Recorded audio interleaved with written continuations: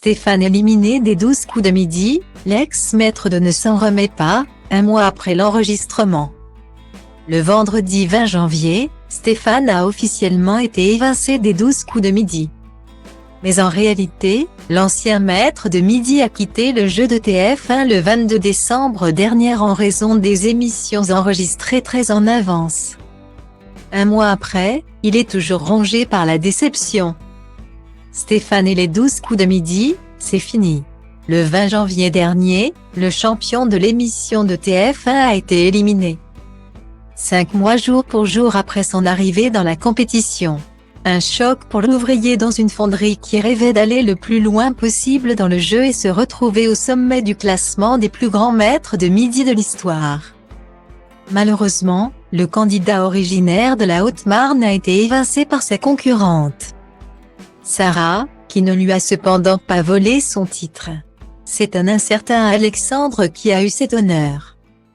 Le champion peut tout de même se réjouir d'avoir à son actif 153 participations et une cagnotte de 568 343 €. Mais la déception est immense et Stéphane a fondu en larmes en faisant ses adieux au plateau et surtout à Jean-Luc Reichmann. « Je ne vous oublierai jamais. Désolé si j'ai du mal. D'habitude, je ne suis pas comme ça. Je suis assez bourru comme mec. Là je ne peux plus supporter l'émotion », a-t-il déclaré le jour de sa chute. Si la mauvaise nouvelle est toute fraîche pour les téléspectateurs, ce n'est pas le cas pour Stéphane. Les numéros des 12 coups de midi étant enregistrés des semaines à l'avance, le maître de midi a en réalité été éliminé le 22 décembre dernier. En moyenne, on tournait 5 émissions par jour, entre 13h et 22h. J'arrivais au studio vers 10h30. C'est un marathon psychologique, long et éprouvant, il faut toujours être à l'affût. Toujours être en alerte, réactif, a expliqué Stéphane dans les colonnes du journal de la Haute-Marne. Un mois après sa défaite, s'il a séché ses larmes, l'ancien candidat de TF1 ne s'en remet toujours pas. Il se dit même aigri envers lui-même. « Je m'en veux tellement d'avoir échoué sur une question à ma portée.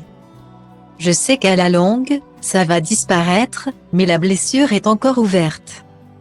La cicatrice est toujours très fraîche, la blessure encore vive », a-t-il déploré.